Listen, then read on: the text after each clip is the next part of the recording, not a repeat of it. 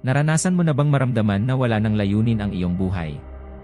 Na sinusundan ko ang isang hindi tiyak na landas, sinusubukan ang mga walang laman na bagay na hindi humantong sa anumang konkreto. Ito ang buhay ni Pablo, bago ang pagbabagong anyo, na nakatagpo niya kay Jesus. Gayunpaman, ang iyong karanasan ay buhay na katibayan na ang Diyos ay may magandang plano upang iligtas ang iyong buhay at bigyan ka ng bagong layunin, gaano ka man nawala. Matututuhan mo ang tungkol sa buhay ni Paul, na nagmula sa isang marubdob na mang-uusig sa mga Kristiyano, hanggang sa isa sa pinakadakilang apostol sa kasaysayan, nang makaharap niya si Jesucristo. Direktang hatakin ng kwentong ito ang iyong mga emosyon, at ipapakita sa iyo, na kung naramdaman mo na ang iyong pag-iisa, panghihina ng loob, o kawalan ng pag-asa, may liwanag sa dulo ng lagusan. Ang sitwasyon, gaano man ito kadilim, ay kayang baguhin ng Diyos. Humanda kang maapektuhan, ma-inspire at makuha ang solusyon na lagi mong hinahanap. Ang kwento ng buhay ni Paul ay patunay na ang sinumang nag-aalay ng sarili sa mga plano ng Diyos ay maaaring makaranas ng matinding pagbabago. Ang Tarsus, na nasa gitna ng sinaunang Romanong lalawigan ng Cilicia, ay kung saan ipinanganak si Saul. Ang kanyang mga magulang ay mga Hudyo mula sa tribo ni Benjamin na iginagalang ang batas ni Mosaic at ang mga tradisyon ng kanilang mga ninuno. Ang Tarsus ay isang kosmopolitan na lungsod na umaakit sa kalakalan, pag-aaral, at iba't ibang kultura. Doon, nagkaroon ng pagkakataon si Saul na tumanggap ng matibay na edukasyon sa mga pundasyon ng pananampalatayang Judyo, pilosopiyang Griego at pangkalahatang kaalaman. Iniulat ng kasulatan na inialay ni Saul ang kanyang sarili sa pag-aaral mula sa murang edad at iginagalang ang mga kaugalian ng kanyang mga magulang.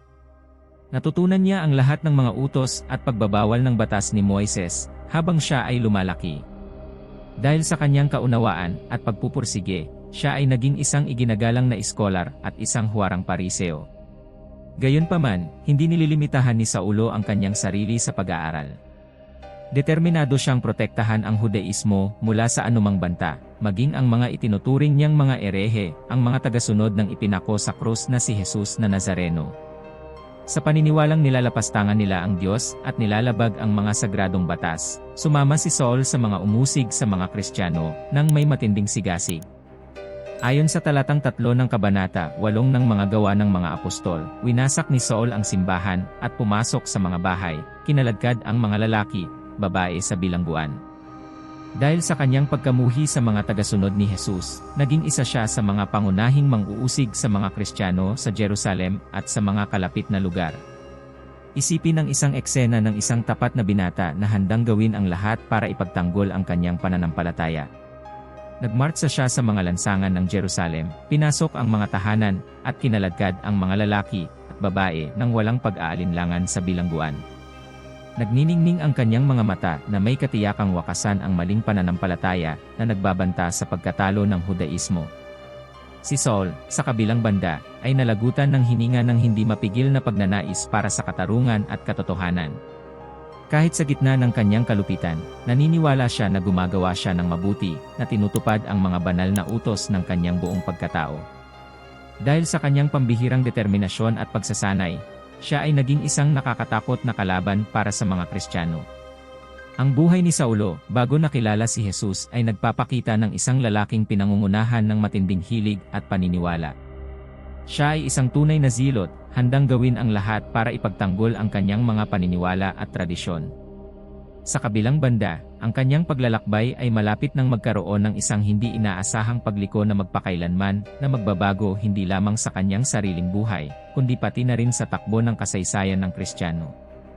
Si Saul, lasing at galit na galit, ay umalis sa Jerusalem patungong Damasco, determinadong usigin ang mga tagasunod ni Jesus. Nakatanggap siya ng sulat mula sa mga punong saserdote, na nagbigay sa kanya ng pahintulot na arestuhin ang lahat ng Kristiyanong natagpuan sa lungsod na iyon at dalhin sila sa mga tanikala sa hukuman sa Jerusalem. Hinahabol ni Saul ang mga Judyong mangangabayo. Ang kanyang pagnanasa ay isang bagay, upang wakasan ang banta ng mga ereheng iyon sa pananampalatayang Hudyo. Ang bawat hampas ng mga paa ng mga kabayo ay narinig bilang isang paalala ng kanilang hindi natitinag na determinasyon, na sundin ang banal na kalooban. Sa kabilang banda, may nangyaring hindi pangkaraniwang bagay sa isang sandali na magpapabago sa kanyang buhay sa buong kawalang hanggan. Sa Acts of the Apostles, chapter 9, verses 3 hanggang 5, sinasabi nito na habang papunta siya sa Damascus, biglang pinalibutan siya ng isang kislap ng liwanag mula sa langit. Nang siya'y bumagsak sa lupa, narinig niya ang isang tinig na nagsasabi, "Saulo, Saulo, bakit mo ako inuusig?" Tinanong din niya, "Sino ka, Panginoon?" "Ako si Jesus na iyong inuusig," sabi ng tinig. Isipin ang eksena kung saan ang napakatindi at makinang na liwanag ng langit ay nakakagulat na bumalot kay Saul, ang malupit na mang-uusig, na naging dahilan upang mahulog siya mula sa kanyang kabayo. Ang kanyang isipan, na dati ay natupok ng put, ay tinamaan ng isang malakas at natatanging tinig na nagmumula mismo kay Jesucristo, ang ipinako sa krus na Mesyas na kanyang pinag-usig. Sa sandaling iyon, nayanig ang buong universo ni Saulo. Ang pinakamahalagang katotohanan ay ang taong nag-aakalang ipinagtatanggol niya ang tunay na pananampalataya ay hinarap ni Jesus ng Nazareth, na siyang nabuhay na mag-uling anak ng Diyos. Ang kanyang pakikipaglaban ay laban sa mga erehe, hindi laban sa ipinangakong Mesyas. Ayon sa banal na kasulatan, pagkatapos ng supernatural na pagtatagpo na ito, si Saul ay bulag sa loob ng 3 araw. Dinala siya sa Damascus. Doon, nanatili siyang nag-aayuno at marubdob na nanalangin habang iniisip ang mga nangyari. Pagkatapos nito, isinugo ng Diyos ang kanyang alagad na si Ananias upang tulungan siyang maibalik ang kanyang pisikal at espiritual na kalusugan. Si Ananias ay sumunod sa banal na tagubilin, sa kabila ng pag-aatubili noong una na tulungan ang gayong malupit na mang-uusig. Agad-agad ang ilang kaliskis ay nalaglag mula sa kanyang mga mata at siya ay nagbawi ng kanyang paningin, at siya'y nagtindig at nabautismuhan, mga Gawa 9:18 minuto. Sa sandaling iyon, nakaranas si Saulo ng malaking pagbabago sa kanyang buhay. Nang bumagsak ang kanyang mga pader ng puot, pagtatangi, at kamangmangan, nakita niya ang malinaw na liwanag ni Jesucristo. Ang dati niyang matigas na puso ay pinalambot ng tumutubos na pag-ibig ng tagapagligtas nang siya ay mabinyagan at matanggap ang Espiritu Santo. Ang mahalagang karanasang ito ay hindi lamang nagpabago sa buhay ni Saul, kundi nagbigay din sa kanya ng pangalan kung saan siya ay makikilala sa kalaunan, Paul. Siya ay magiging apostol ni Jesus at maglalakbay sa mundo. Magsisimula na sana kami ng isang pambihirang gawain na humuhubog sa sinaunang Kristyanismo at makakaapekto sa mga susunod na henerasyon. Ngunit bago pumasok sa bagong yugtong ito, dapat nating isipin ang pagbabagong kapangyarihan ng pakikipagtagpo kay Kristo. Itinuturo sa atin ng karanasan ni Paul na ang Diyos ay may kakayahang mamagitan ng higit sa natural at ganap na baguhin ang ating buhay, gaano man tayo naliligaw o nahuhumaling. Tulad ni Paul na natumba sa kanyang kabayo at nakaharap sa katotohanan, lahat tayo ay makakaranas ng espiritual na pagbabago kapag tayo ay sumuko sa tawag ng Panginoon. Matapos ang mapangwasak na pakikipagtagpo kay Jesus sa daan patungo sa Damascus, ang buhay ni Saul, na kilala ngayon bilang Paul, ay hindi na magiging pareho. Ang pagiging isa sa mga pinakamaimpluwensyang apostol ng sinaunang Kristyanismo ay ang simula ng isang pagbabagong paglalakbay, hindi lamang isang kaganapan. Si Pablo ay nabautismuhan at ipinahayag na si Jesus ay ang anak ng Diyos sa kasulatan nang siya ay muling makakita. Ang mga dating galit sa mga Kristiyano ay sumama na sa kanila at sinabi ang kanilang natuklasan tungkol sa pakikipagtagpo sa muling nabuhay na Panginoon. Isaalang-alang ang sitwasyon kung saan yaong mga umusig sa mga tagasunod ni Jesus ay buong tapang na ipinapahayag ang mabuting balita sa mga lansangan ng Damascus. Nagulat ang mga nakasaksi sa kanyang pagkamuhi sa mga Kristiyano sa kanyang pagbabago. Paanong ang masamang kaaway na yon ay magbagong anyo sa isang masugid na tagasuporta ng pananampalatayang minsan niyang hinamak. At pagdakay ipinahayag niya sa mga sinagoga na si Jesus ang anak ng Diyos, sabi nito sa mga Gawa 9:20 minuto -22. Nagulat ang lahat sa narinig at nagtanong, hindi ba siya ang umusig sa mga tumatawag sa pangalang ito sa Jerusalem? At iyon nga ang pinunta niya rito, para dalhin itong mga nakakulong na individual sa pinakamahahalagang pari.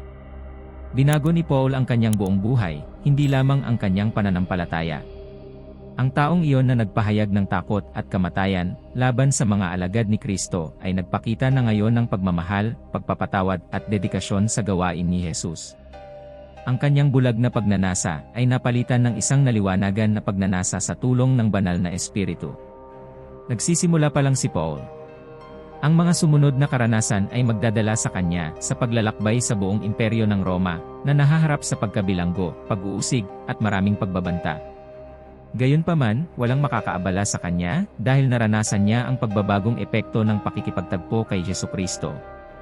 Sa Galacia 1:23, sinabi ni Pablo, "Narinig lamang nila ang salitang ito. Siya na dating umuusig sa atin ngayon ay nagpapahayag ng pananampalataya na nais niyang sirain." Ang kanyang kahanga-hanga at malalim na pagbabago ay isang buhay na patotoo sa biyaya ng Diyos. Kung isasaalang-alang ang paglalakbay na ito, mauunawaan natin na si Pablo ay nakaranas ng matinding pagbabago sa kanyang puso, isip, at layunin. Hindi lang pisikal ang pagbabago. Nagpunta siya mula sa mang-uusig hanggang sa mang-uusig, at mula sa kaaway hanggang sa ambasador para sa Ebanghelyo. Si Paul ay isang magandang halimbawa kung paano maabot ng sinumang tao ang tumutubos na biyaya ng Diyos.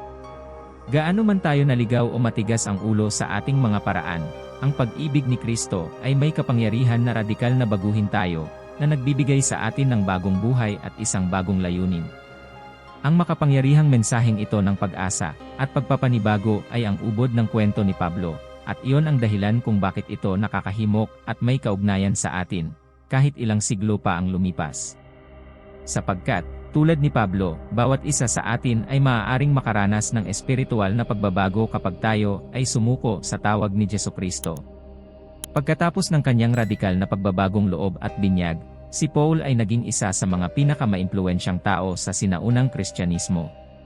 Dati siyang nasuffocate ng kanyang puot, ngunit ngayon ay nagkaroon na siya ng bagong pagnanais, dalhin ang mensahe ni Jesucristo sa bawat sulok ng imperyo ng Roma.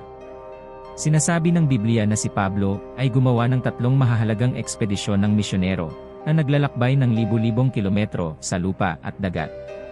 Dumaan siya sa mga malalayong lugar, mula sa Asia Minor hanggang sa mismong Roma, na naharap sa mga banta, pag-uusig at hindi pangkaraniwang mga sitwasyon sa kanyang paglalakbay.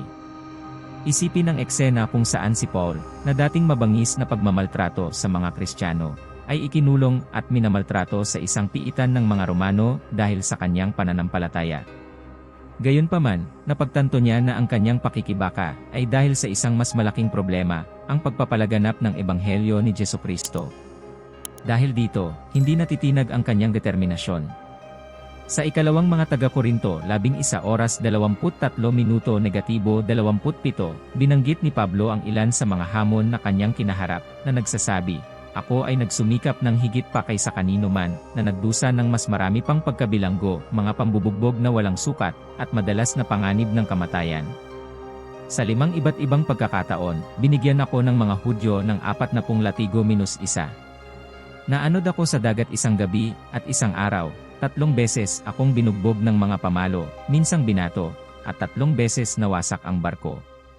Kinailangan kong maglakbay ng maraming beses, at nalantad ako sa mga panganib ng mga tulisan, ilog, lungsod, disyerto, dagat, mga hentil at huwad na mga kapatid. Ang mga salitang ito ay hindi lamang isang paglalarawan ng pisikal na pagdurusa ni Pablo, buhay din silang patotoo ng kanyang hindi natitinag na determinasyon na sundin ang Ebanghelyo sa kabila ng lahat ng paghihirap. Ang aming pananampalataya at katapangan ay napakalakas, anupat walang banta o pag-uusig ang maaaring matakot sa kanya. Ngunit ang paglalakbay ni Paul ay hindi lamang tungkol sa pagharap sa mga hamon. Malaki rin ang naging papel niya sa pagpapalaganap ng Kristyanismo at pagtatayo ng mga unang simbahan sa ilang mga lokasyon. Ang kanyang mga liham, na bumubuo sa malaking bahagi ng bagong tipan, ay naglaan ng lubhang kailangan na pagtuturo at direksyon para sa mga naging Kristiyano.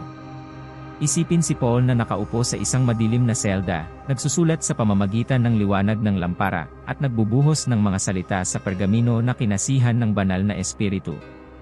Ang pag-ibig, pagkakaisa ng simbahan, biyaya, pananampalataya, at pagsunod kay Kristo ay mahalagang mga paksa sa kanyang mga sulat. Sa kanyang mga sulat, ikinuwento ni Pablo ang kanyang mga personal na karanasan, pakikibaka, at tagumpay sa pananampalataya. Hinihimok niya ang mga Kristiyano na magtiyaga sa harap ng pag-uusig, mamuhay ng karapat-dapat sa Ebanghelyo, at manindigan sa katotohanang ipinahayag ni Jesucristo. Ang kanyang mga salita ay hindi naglaho, nananatili bilang isang malinaw na tanglaw para sa mga mananampalataya sa gitna ng mga kahirapan sa buhay. Ang bawat talata at linya ay isang buhay na patotoo sa pagbabagong kapangyarihan ng Ebanghelyo at pagmamahal ng Diyos sa lahat ng tao. Kapag naiisip natin ang buhay misyonero ni Pablo, nabighani tayo sa kanyang walang tigil na dedikasyon at masigasig na debosyon sa pagpapahayag ng mabuting balita. Hindi lamang siya nangaral sa pamamagitan ng mga salita, ngunit ibinigay din niya ang kanyang buhay para sa kapakanan ni Kristo, na nagpapakita ng halaga ng pagiging disipulo. Bilang resulta, si Pablo ay nagbigay ng isang buhay na halimbawa ng pananampalataya, pagtitiyaga, at walang pasubaling pag-ibig para sa Panginoong Jesus. Ang kanyang kwento ay nagsisilbing inspirasyon sa ating lahat, na nagpapaalala sa atin na ang pag-ibig ng Diyos ay hindi maaaring mawala sa atin kapag tayo ay nagtitiwala sa Kanya. Ang mga liham ni Pablo ay nagbibigay ng malalim na pananaw sa pananampalataya, biyaya, at pag-ibig ng Diyos, kaya't ang mga ito ay tunay na kayamanan para sa mga Kristiyano. Ito ang mga pundasyon ng Kristiyanong teolohiya at kasanayan, at ito ay nakakaapekto sa paraan ng pag-unawa at pamumuhay natin sa Ebanghelyo. Isipin si Paul na nakaupo sa kadiliman ng isang Romanong selda, na nailawan lamang ng isang madilim na lampara. Sa harap niya, isang blangkong pergamino ang naghihintay sa mga salitang lalabas mula sa kanyang panulat. Ang mga salitang ito ay mananatili sa tamang panahon at makaantig sa puso ng lahat ng bansa sa loob ng maraming siglo. Si Paulus ay nagbibigay ng komprehensibong pag-unawa sa Ebanghelyo at kung paano ito nauugnay sa kanyang sinabi sa kanyang liham sa mga Romano. Sapagkat hindi ko ikinahihiya ang Ebanghelyo ni Kristo, sapagkat ito ang kapangyarihan ng Diyos na iligtas ang bawat sumasampalataya, una ang Judyo at gayon din ang Griego, sabi niya sa Roma, 1:16. Ang mga salitang ito ay parang desperadong pagsusumamo na tanggapin ang mabuting balita, na maaaring makapagpabago ng buhay. Pinayuhan ni Pablo ang mga Kristiyano sa Korinto, isang lungsod na kilala sa kasamaan at pagkakabahabahagi nito, tungkol sa pagkakaisa ng katawan ni Kristo, mga espiritual na kaloob. Mayroong ilang mga kaloob, ngunit ang espiritu ay pareho, sabi niya. At ang Panginoon ay iisa sa kabila ng maraming magkakaibang tungkulin, isa mga taga-Korinto 12:4-5. Ang kanyang mga salita ay nagpapaalala sa mga mananampalataya na sa kabila ng ating pagkakaiba, tayo ay isang katawan kay Kristo. Sa liham sa mga taga-Galasya, tinalakay ni Pablo ang legalismo at ang pagbibigay katwiran sa pananampalataya. Sa Galasya 2:16 mariin niyang sinabi, alam natin na ang tao ay hindi inaaring ganap sa pamamagitan ng mga gawa ng kautusan, kundi sa pamamagitan ng pananampalataya kay Jesucristo. Ang mga salitang ito ay nagsisilbing isang malakas na paalala na, sa halip na depende sa ating sariling mga aksyon, ang ating kaligtasan ay nakasalalay sa walang katapusang biyaya ng Diyos. Sa Efeso, binibigyang diin ni Pablo ang pagkakaisa ng katawan ni Kristo, at ang pangangailangang mamuhay sa pag-ibig at pagkakaisa. May isang katawan at isang espiritu, kung paanong tinawag kayo sa isang pag-asa ng pagkatawag sa inyo, sabi ng aklat ng Efeso 4:4. Ang kanyang salita ay isang panawagan para sa pagkakaisa sa pagkakaiba-iba, na nagiging sanhi ng mga mananampalataya na manatiling nagkakaisa kay Kristo. Sa liham sa mga taga-Filipos, ipinakita ni Pablo ang pag-asa at kagalakan sa gitna ng mga hamon at pag-uusig. Sa Filipos 4:4 ay sinabi niya, magalak kayong lagi sa Panginoon, muli kong sasabihin, magalak kayo. Ang mga salitang ito ay isang malakas na paalala na dapat tayong magalak sa walang hanggang pag-ibig ng Diyos, hindi sa panandalian. Bilang karagdagan sa mga kanonikal na liham na ito, may katibayan na si Pablo ay sumulat din ng iba pang mga liham na wala sa Bagong Tipan. Ang ilan sa mga liham na ito ay maaaring nasa Vatican, ngunit ang iba ay maaaring nawala sa oras. Ang mga liham na iniingatan ay isang mahalagang kayamanan pa rin sa mundong Kristiyano. Ang lakas ng pagbabago ng mga liham na isinulat ni Paulo ay nakakabighani sa iyo. Ang bawat talata ay nagbubukas ng pinto sa puso ng pambihirang apostol na ito, isang tao na ang pag-ibig kay Kristo ay lubos na nagpabago sa kanya at nag-alay ng kanyang buong buhay sa pagtuturo ng mensaheng ito sa lahat. Ang mga liham ni Pablo ay higit pa sa mga makasaysayang talaan. Sila ay isang buhay na pinagmumulan ng karunungan at inspirasyon para sa mga mananampalataya sa lahat ng edad.